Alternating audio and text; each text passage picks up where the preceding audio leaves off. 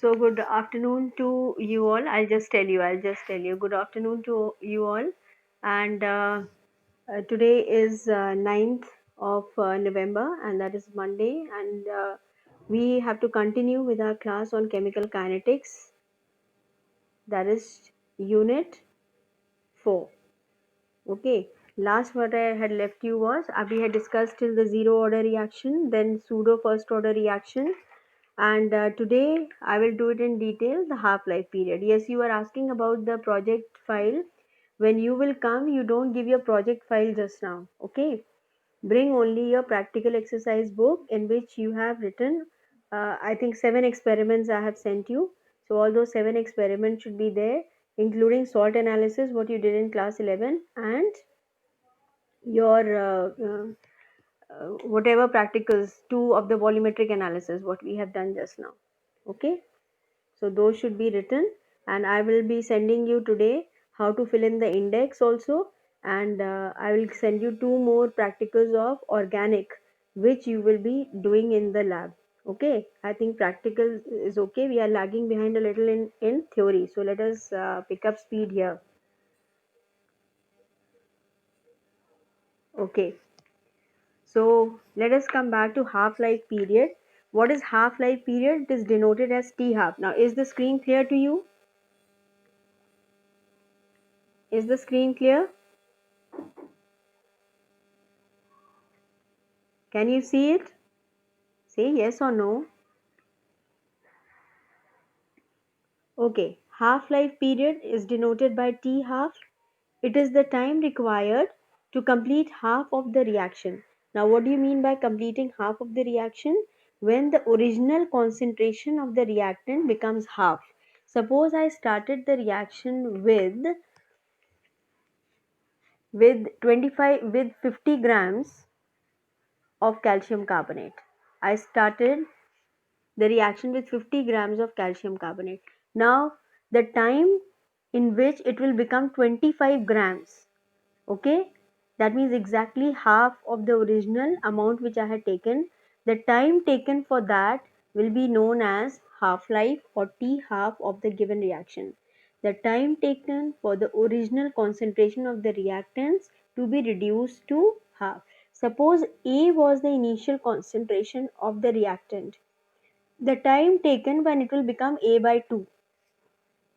The time taken when A will be changing to A by 2. This time will be known as half-life period of the reaction. Now generally this term you will, what is the utility of this term? The radioactive, all radioactive disintegration or all radioactive reactions, they are first order reaction. Remember that. All radioactive reactions are first order reaction. So in radioactivity what happens? We take very small amount. Okay, suppose it was 5 nanometer, nanogram. Okay, you have taken microgram, nanogram of a radioactive substance. The time taken for it to be reduced to half will be known as half-life period of a reaction. With the help of half-life period, we can even calculate the age of the old articles which are undergoing radioactive disintegration. So it is used for that. Alright, now look at here. There are some graphs which need explanation. If this is a graph between the time taken for the initial concentration of the reactant to be reduced to half. Now instead of T half, I have written T. T means the time taken. Original concentration is this because time is 0. I started the reaction with this concentration, and then with the passage of time the concentration goes on decreasing. Concentration of reactants always goes on decreasing. This is the slope of the graph. The slope of the line is equal to minus k. What is minus k? The rate constant. Plot of A versus T for a zero order reaction. Okay, this is for a zero order reaction. It is going to decrease. Look at this. It is going in the downward direction for a zero order reaction. Okay, look at this. T half and the initial concentration, they are directly proportional to each other. Alright, they are directly proportional to each other for a zero order reaction. this is for zero order reaction. T half is equal to A upon 2K. Now we can even derive this. Okay, we can even derive this, but derivations this year have been deleted. T half is equal to A by 2K. What is this K? Rate constant. What is A? Initial concentration. Okay, so yeah, you can remember that. There's one more graph here. This one. Concentration and rate. I had told you the definition of a zero order reaction. The rate remains independent of change in concentration. So you can see this. The rate is independent. It is not changing when concentration is increasing. What is the order of this reaction? It is a zero order reaction. So it is a plot of rate versus concentration for a zero order reaction. Okay. Alright. Next we go on to for first order reaction. T half is equal to 0.693 by K. I will derive this. This is a small derivation. Sometimes it is asked for 1 mark. T half is equal to 0.693 by K. K is here, rate constant. Are we using small a over here? No. So half life of a first order reaction is independent of initial concentration. Half-life of a first order reaction is independent of the initial concentration. Now look at this here. From here I will derive. K is equal to 2.303 by T. What is this 2.303? Log to the base. E is changed to log to the base 10. 2.303 by T. T is the time.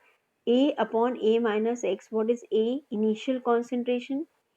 A is initial concentration. What is A minus X? It is the concentration of the reactants left at time t. Concentration of the reactants left at time t. Is that clear? Now T half for nth order reaction. Maybe 0, 1, 2, 3. T half for nth order reaction is equal to 1 upon R0. What is R0? It is the original concentration, initial concentration of the reactant. Initial concentration of the reactant raised to the power n minus 1. N is the order of the reaction. Suppose it is a second order reaction. So it will be 2 minus 1. That is 1. So RO raised to the power of 1. Okay. So with this we can find out an expression for calculating the half-life of any order reaction. Okay. But generally the order of reaction is 1, 2 or maximum 3. And I had explained it to you. More than that, the reactants, the rate of reaction is very slow and the amount of product form will be very less. Okay, so let us substitute here this value. I am substituting. How to get this value? From where did you get 0.693? It is here. T is equal to 2 point, sorry, it is A is K is equal to, right? So this will be K is equal to 2.303 by T log of A over A minus X, right? Right. This will be 2.303 by T log of A is initial concentration, A minus X at time T, it is going to become A by 2, right? Then A and A will get cancelled. What will it become? Log 2. And this will be known as T half. I will bring this side. T half will be equal to 2.303 by K. K is rate constant.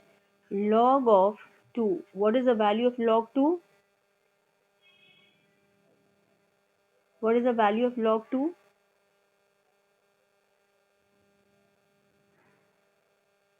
0.3010. Okay. So A over A by 2, this will go up, this will become log 2, okay, and the value will become 2.303 into log 2 value is 0.3010, okay. This into 2.303 becomes 0.693, okay, this becomes 0.693 by K. This is how we get this value. Directly you can use this formula or you can derive it. Okay, all right. Now next is temperature dependence of the rate of reaction. You get a 2-mark question on this. How does the rate of reaction depend on temperature. It is one of the most important factors affecting rate of reaction. Okay, to the extent that if we increase the temperature of a reaction by 10 degrees centigrade, sometimes the rate of reaction becomes just double.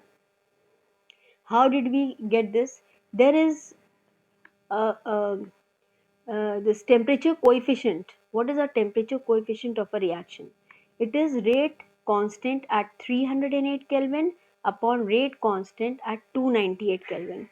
Now what is this 298 Kelvin? 25 degrees centigrade plus 273. That gives us 298 Kelvin. Plus 10 degrees will give you 308. So there is a difference of only 10 Kelvin. Either you say 10 degrees centigrade or 10 Kelvin. Okay, it is 10 degrees. The difference is of 10 degrees. Okay, alright. So the rate of reaction increases with the increase in temperature. It is due to, as I told you, generally what happens, sometimes the rate of reaction doubles. This ratio will be 2.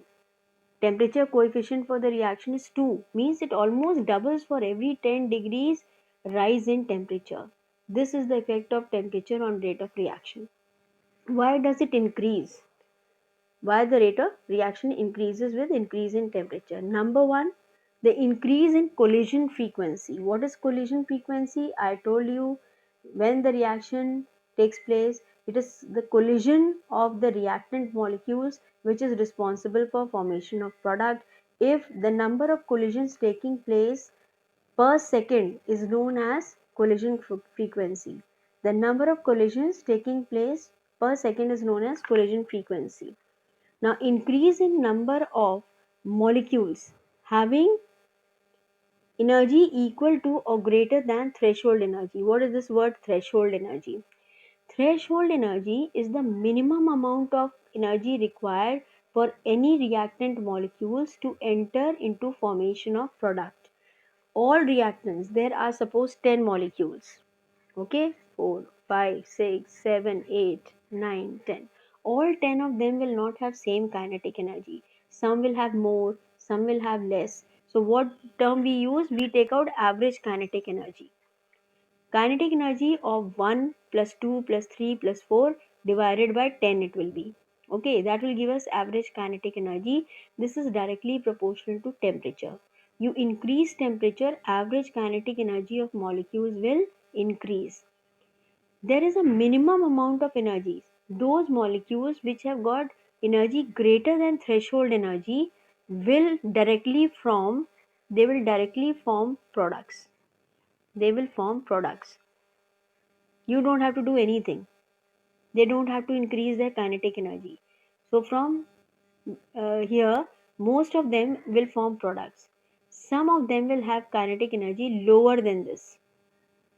They will have to be activated, means you will have to supply energy from outside for them to change into product. They will cross this threshold barrier, okay, to form product.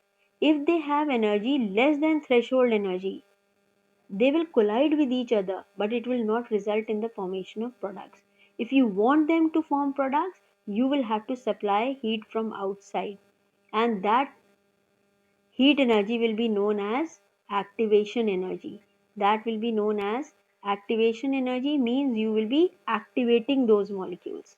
Okay, so this is how, uh, this is what causes increase in rate of reaction. The temperature dependence of the rate of reaction, chemical reaction, can be accurately explained by Arrhenius' equation. Now, there's one equation known as Arrhenius' equation. K is equal to AE raised to the power of minus EA upon RT. K is equal to AE raised to the power minus EA upon RT. K is rate constant. What is A here? This is known as, A is known as Arrhenius' factor. A is known as Arrhenius' factor. This is known as activation energy. This value R will be 8.314 joules per Kelvin per mole, and T will be temperature on absolute scale. E stands for log to the base E. Okay, alright. Now this is known as Arrhenius' equation. It gives you the relationship between activation energy and rate constant for a given reaction. Now, what is concept of activation energy? I just now explained it to you that those molecules which have got energy less than threshold energy, if they have to enter into reaction and form products, they need to be activated. Means their average kinetic energy needs to be increased, and that is done by providing heat energy from outside, and that is known as activation energy. It is the minimum extra energy over and above the average potential energy of the reactants, which must be supplied means you'll have to give it from outside to the reactants to enable them to cross over the energy barrier. What is this energy barrier known as? Another name is threshold energy. Okay, between the reactants and the products is called activation energy. Okay, or activation energy is also defined as the difference between the threshold energy and the average kinetic energy of the reactant molecules. This is also known as activation energy. This second definition is easier. Activation energy is equal to threshold energy minus average kinetic energy of the reactants. Okay, yes, you are asked to define activation energy. Now it is explained by Arrhenius' theory of collisions also. See, when you increase the temperature, kinetic energy of the molecule increases, number of collisions will increase, number of effective collisions will increase. I had explained it to you about effective collisions. All collisions do not result in the formation of product. Only those collisions which will form product are known as effective collisions. Okay, alright. When reactant molecules collide, the products are formed, but every collision among the reactant, okay, molecules is not effective. Every collision among the reactant molecules is not affected if effective and does not give product. Is that clear? So if collision frequency increases, the rate of reaction will also increase. Only those reactant molecules give the products by collisions which have minimum energy to react. Threshold energy it is called. The minimum energy which the colliding molecules should possess to react is known as threshold energy. Then what is concept of activity? See, there are two theories. Okay, basically there are two theories to explain how reactions take place. One is activated complex theory and the other is collision theory. The collision theory I have explained it to you the basis of both of them. First, the reactants, alright, the molecules have to be activated. Energy is given from outside and the reactants combine to form activated complex which has energy higher than threshold energy, and so therefore it breaks down into products, alright, which have got lesser energy and they are more stable than the activated complex. So this is the activated complex theory which I have just explained it to you. Now there's a graph over here. What does this graph denote? It is reaction coordinate. This side it is potential energy. Okay. Now here this is it. This is the average kinetic energy of the reactant molecules. This is average kinetic energy of the reactant molecules. This is the minimum energy required for it to cross the energy barrier. This difference will be known as activation energy and it has to be given to the molecules. In other words, the reactant molecules are activated and they are forced to combine to form activated complex. This activated complex will have energy higher than threshold energy. It will break down to form products. And you can see the products are going to have very less energy, very less energy. Therefore, they are more stable than the reactants. Okay. So this is what the graph depicts. Next we have, okay, this was our Arrhenius's equation. K is equal to AE minus EA upon RT. Now this has to be used to calculate activation energy, but we cannot calculate with this relationship. So we have to convert this formula to the base 10. Okay, we have to convert this formula to the base 10. So what will this be? You take log on both the sides. This will be log K will be equal to log A minus EA upon 2.303 RT. 2.303 we are using to convert it log to the base E to log to the base 10. Okay. So with the help of this formula, we can find out the value of EA. What is EA? EA is activation energy. Okay. Log K is equal to log A minus EA upon 2.303 RT. Is that clear? We can also calculate Arrhenius's factor. A is known as Arrhenius's factor. Alright, now if the value of rate constant, the value of rate constant does not depend upon the initial concentration of the reactant. What does it depend upon? Only temperature. If you will take the, if you keep the reactant same, but you change the temperature, what will happen? The value of rate constant will change. So what is the relationship between the rate constant at two different temperatures? That is given by this equation, and you get numericals on this. Log K2 upon K1. What is K2? Rate constant at temperature T2. This is rate constant at temperature T1 is equal to EA upon 2.303 R, and then it is T2 minus T1 upon T1 into T2. T1 and T2 are two different temperatures. K1 and K2 are rate constant. So if K1 is given to you, okay, temperature T1 and T2 are given, activation energy is given, we can find out the value of new rate constant. Okay. Now the fraction of molecules having energy equal to or greater than activation energy is given by. Now this also you can calculate. How many molecules in a reaction mixture are having energy equal to or greater than activation energy? How many molecules in a reaction mixture are having energy greater, equal to or greater than activation energy? Okay.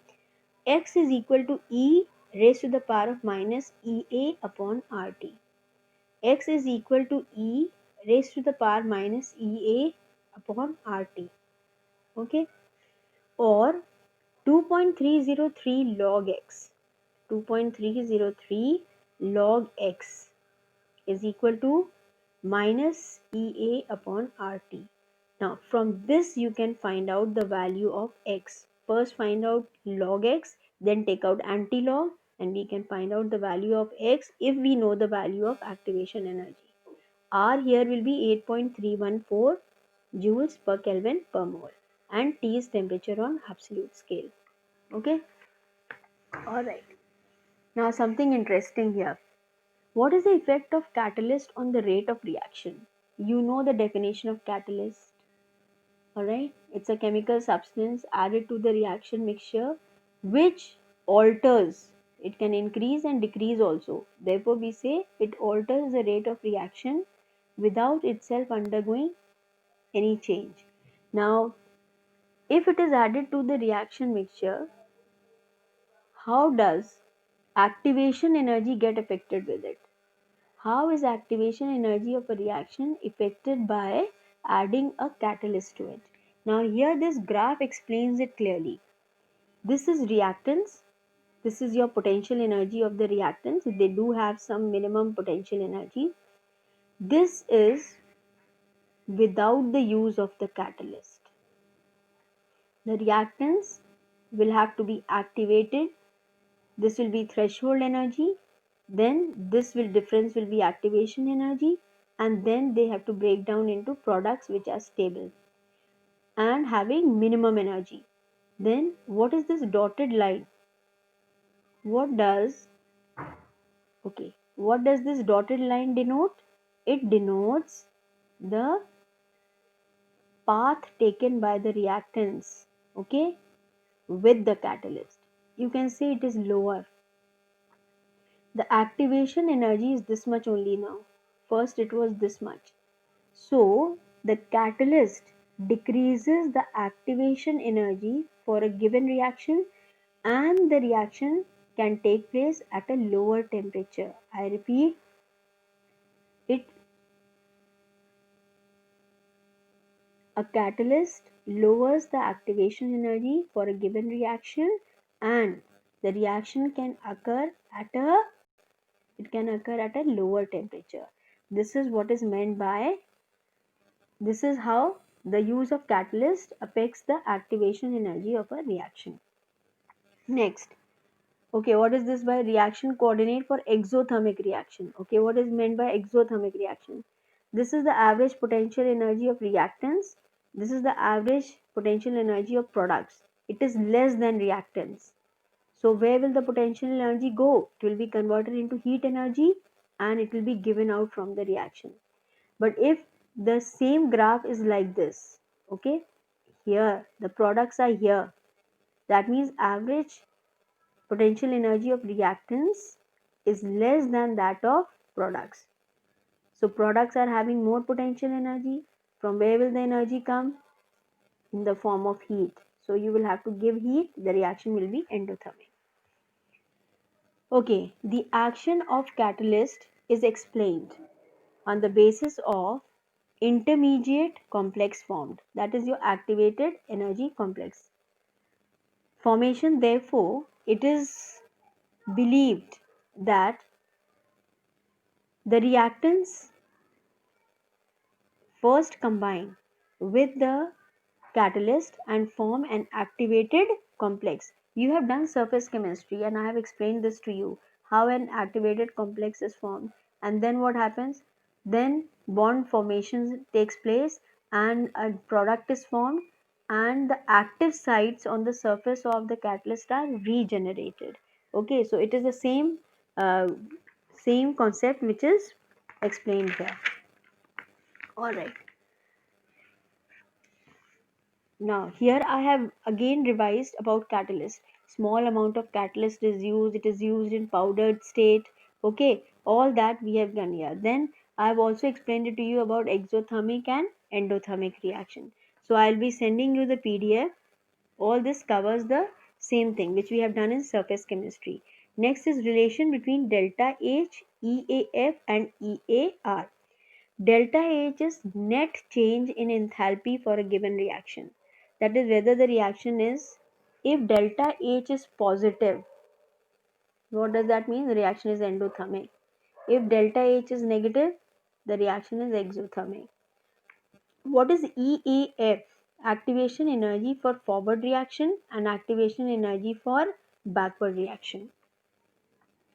EAF and EAR are the activation energies for forward and reverse. R stands here for reverse, that is backward reaction, okay, respectively.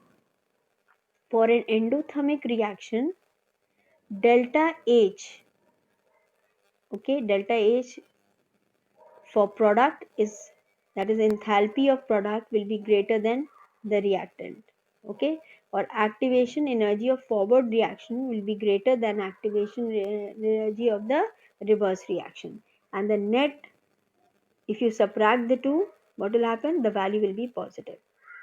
Here for exothermic reaction, the value is going to be negative because EAF minus EAR, this will have a negative value. All right. So these graphs which I'll be sending it to you, they are the same. That is for endothermic and exothermic reaction. You can see here the energy of products, enthalpy of products is going to be less than reactants. Here enthalpy of products will be greater than the reactants. So the reaction is going to be exothermic because this, how much heat will be given out? This much amount of heat will be given out. Okay, so They are not very difficult. Last part is the collision theory, which I have just now explained it to you.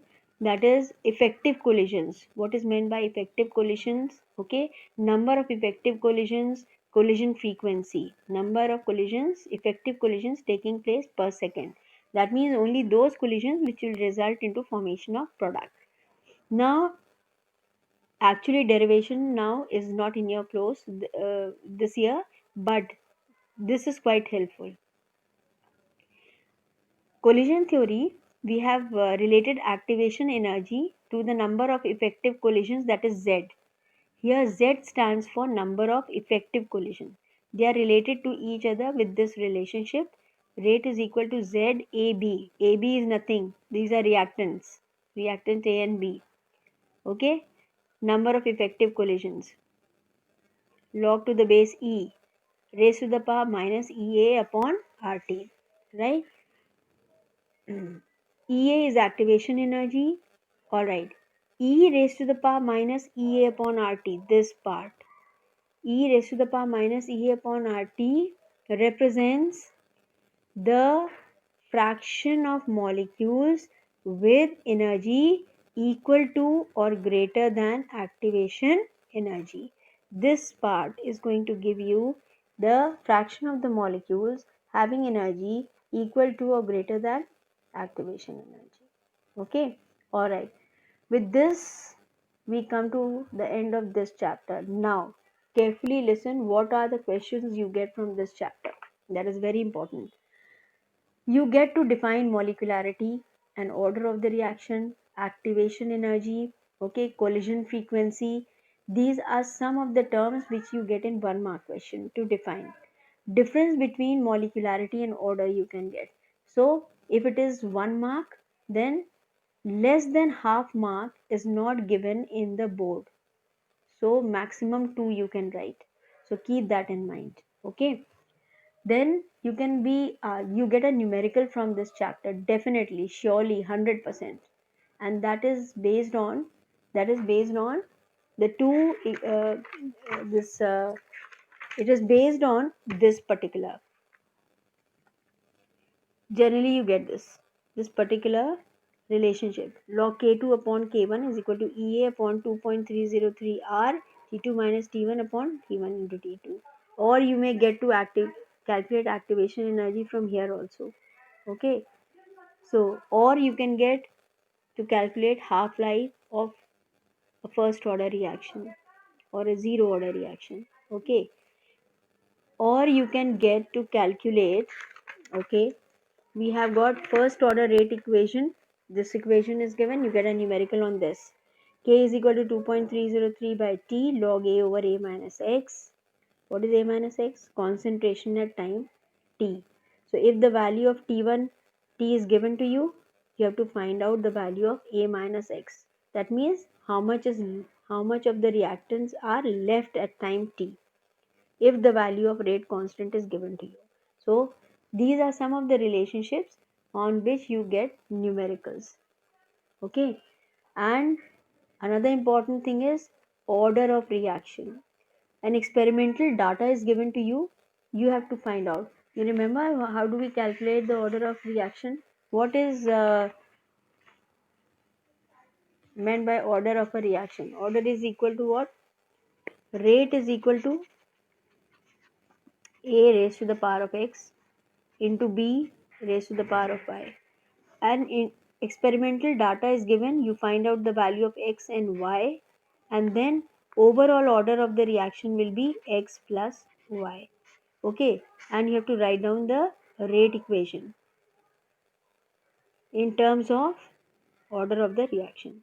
So these are some numericals and questions which you get from chemical kinetics. It is a very very important chapter, and the weightage is quite a lot. 6 to 8 marks weightage is given to this particular chapter. Okay. Now next time I will be discussing one of the questions where how to find out the value of x and y and the overall order of the reaction, and after that we will straight away start with P block. Right? So any problem you are having? Any problem you are having? Hello? No, ma'am. So we'll end the chapter here. I will send you a PDF of the notes which I have, and if I have something apart from that, that also I will send you. Okay, and then next time one or two numericals we will discuss, and I will start with P block after this. Okay.